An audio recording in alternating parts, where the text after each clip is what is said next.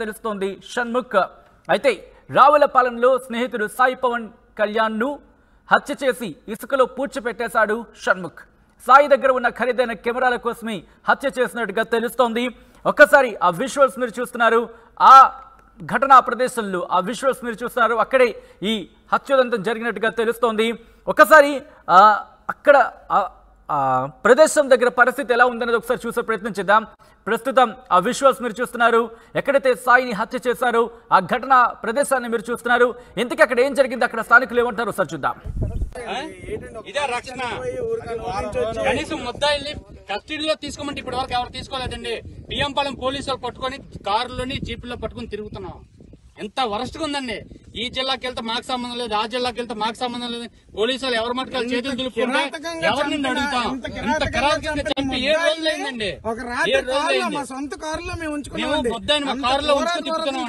ఎంత ఘోరంగా చంపారు చూడండి. కనీసం బాడీ కూడా లేదు. 7 రోజులు అయింది, మొత్తం పోయింది. వాళ్ళకి కనీసం కస్టడీ ఇలా పోలీసు వాళ్ళు మా సొంత వాహనాల్లో రాత్రి అదే మీ ఏరియాలోకి వచ్చాం. ఏదైనా 10 మంది వచ్చి మా మీద పడితే పరిస్థితి ఏంటండి? ఎవరండి దిక్కు మాకు? పిల్లల తల్లిదండ్రులతో సైతం ఆడవాళ్ళందరూ కలిపి నడి రోడ్డు మీద కారుల్లో ఉన్నారు.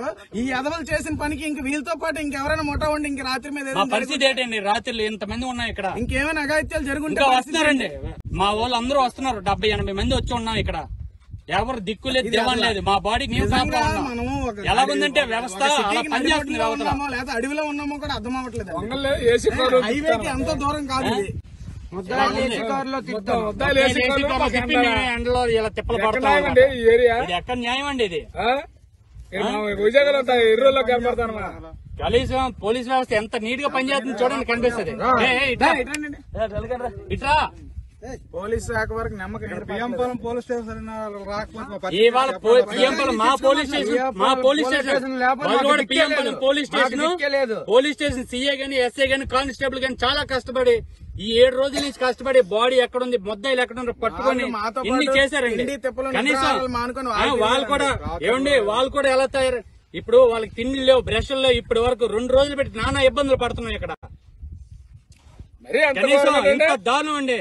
వ్యవస్థ ఎంత బాగా పనిచేస్తుంది చూడండి. పోలీస్ వ్యవస్థ రాత్రి కస్టడీలో ఉంచండి అంటే మాకు సంబంధం లేదు, మాకు సంబంధం లేదు. తాళాలు వేసుకుని లైట్లు ఆపేసుకున్నారండి. పోలీస్ స్టేషన్ తాళాలు వేసుకున్నారండి. పోలీస్ స్టేషన్ రాత్రి తాళాలు వేసుకున్నారు.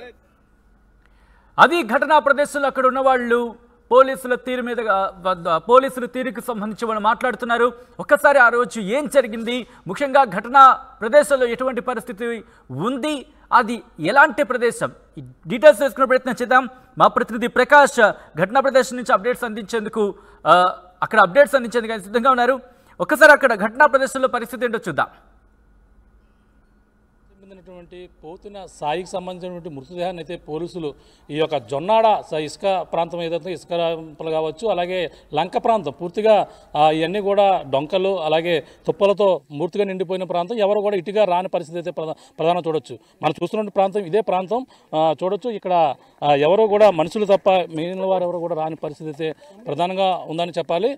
ఇక్కడ చూస్తున్నాం అంటే ఈ యొక్క పోతుని సాయిని ఫోటోగ్రాఫర్ ఎవరైతే ఉన్నారో ఆ ఫోటోగ్రాఫర్ని చంపిన తర్వాత ఇదే ప్రాంతానికి తీసుకురావడం. ఈ యొక్క ప్రాంతంలోనే మనం చూస్తున్నటువంటి ఇసుక ప్రాంతాలు, ఇది జొన్నాడ అలాగే మూలస్థానం సంబంధించినటువంటి ప్రాంతం. ఇది ఆలమూరు మండలం ప్రాంతంలోకి వస్తుంది. ప్రధానంగా ఇక్కడ చూసుకుంటే మనకి మొదటిగా పోలీసులు ఇన్వెస్టిగేషన్లో ఆధారంగా వాళ్ళు చేసిన పూర్తిగా దర్యాప్తు తర్వాత ఈ యొక్క ప్రాంతాన్ని అయితే ట్రేస్ అవుట్ చేయడం జరిగింది. మనం చూస్తున్నటువంటి ఈ ప్రాంతానికే తీసుకుని వచ్చిన పరిస్థితి ఉందని చెప్పాలి. ఈ ప్రాంతాన్ని అయితే పోలీసులు గుర్తించి ఇక్కడ ఈ యొక్క ఇసుక ప్రాంతాన్ని మనం చూస్తున్నాం. ఈ ప్రాంతంలోనే మృతదేహాన్ని అయితే చంపి తర్వాత ఇక్కడ తీసుకొచ్చి పూడ్చినటువంటి పరిస్థితి ప్రధానంగా చూడవచ్చు.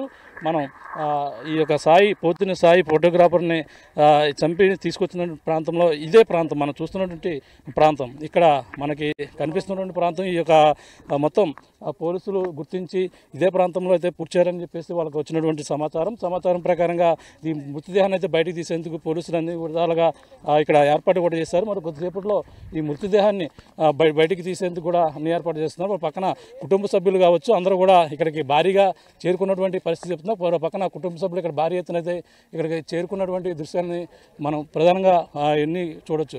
ఈ యొక్క ప్రాంతంలోనే మొదటిగా పోతున్న సాయిని ఈ యొక్క సన్ముఖ తేజ్ కావచ్చు వీళ్ళందరూ కూడా ఈ యొక్క ప్రాంతం